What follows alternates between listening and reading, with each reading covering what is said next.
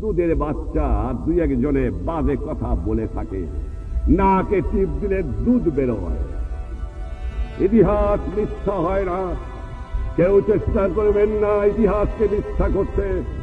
তারপরে ইতিহাস আপনারা জানেন, আমি বলেছিলাম আমার নেতৃত্বের ডাকে, আমার সামনে সব উপস্থিত আছে, সামান্য বলা দরকার। তার অনেকে যা ইচ্ছা আছে অমনি লিখে ফেলান।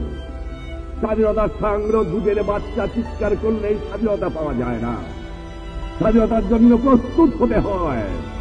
আর একই সময় একই মুহূর্তে 19টা জেলার প্রত্যেকটা মহকুমায় প্রতিরোধ আন্দোলন গড়ে ওঠে নাই। প্রস্তুতি না থাকলে আমি আমার সহকর্মীদের হুকুম দিয়েছিলাম, যাও যার যার এরিয়া যাও, দরকার হয় সরকার গঠন করো, সংগ্রাম চালিয়ে যেও।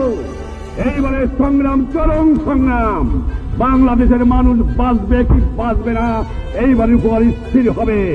আমি সংগ্রাম করব রক্ত দিয়ে, তোমরা সংগ্রাম করবা অস্ত্র দিয়ে। আমার সহকর্মীরা আক্রমণ করে 10 এপ্রিল তারিখে, যখন বাংলার চাইছে এপ্রিল মাস পর্যন্ত বাংলাদেশের প্রত্যেক জেলায় একমাত্র ঢাকা শহর ছাড়া আমাদের হাতে ছিল। 10 এপ্রিল তারিখে সৈয়দ নজরুল ইসলাম সভাপতি হয়ে, তাজউদ্দিন প্রধানমন্ত্রী হয়ে, সঙ্গে কামরুজ্জামান, খন্দকার মোস্তাকা মনসুর আলী মন্ত্রী হয়ে তারা সরকার গঠন করে। মুজিবনগরে সরকার পরিচালনা করে।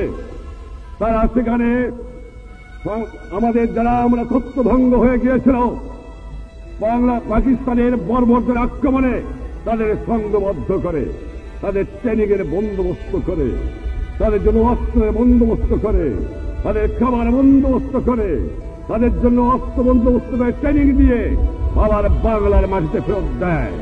দুনিয়ায় দুনিয়ায় লোক পাঠায়, জাতিসংঘতে লোক পাঠায়। আমার গ্রেফতার পরেও আওয়ামী লীগের লিডাররা সংগ্রাম চালিয়ে যায়।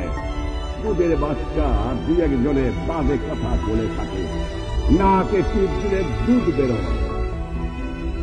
ওরা যেদিন পলিটিক্স করেছে তার অনেক বছর বেশি আমি কারাগারে কাটিয়েছি।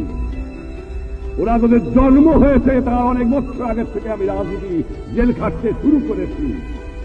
মাঝে মাঝে আমার দুঃখ হয়। ইতিহাস মিথ্যা হয় না, কেউ চেষ্টা করবেন না ইতিহাসকে মিথ্যা করতে।